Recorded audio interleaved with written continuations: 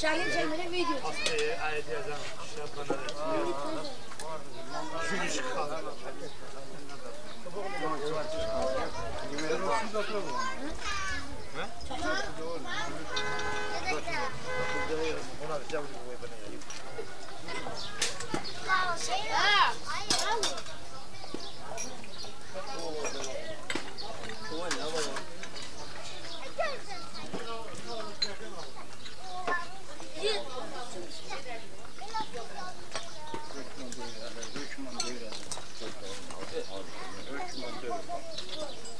Çam maddeyi kılıçtı.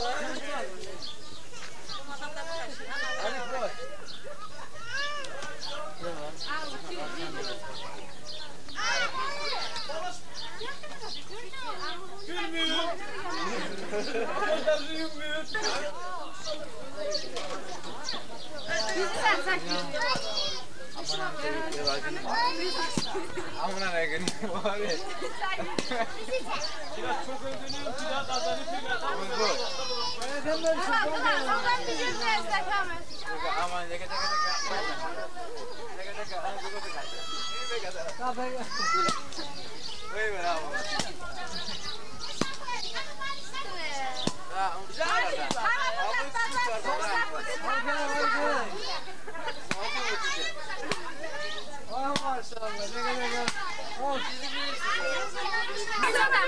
Abi lente, bak televizyon bakıyor, ama bak.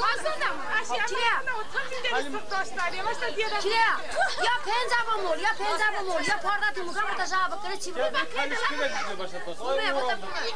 Kuşa! Aba da kuşa. Amanı ver bakalım. Bir daha.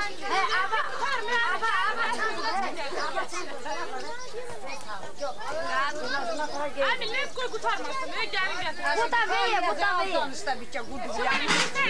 Aynen. Hadi başlayalım zıkkı çaştırdı.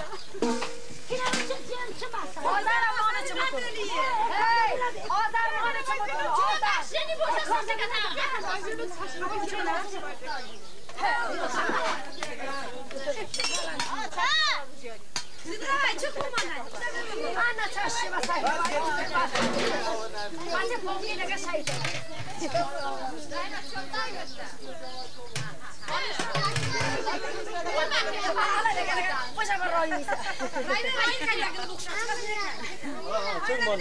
Çok mondo. Asa, kalau polo buta. Elman kastı taşıydı. Böyle polo yakar.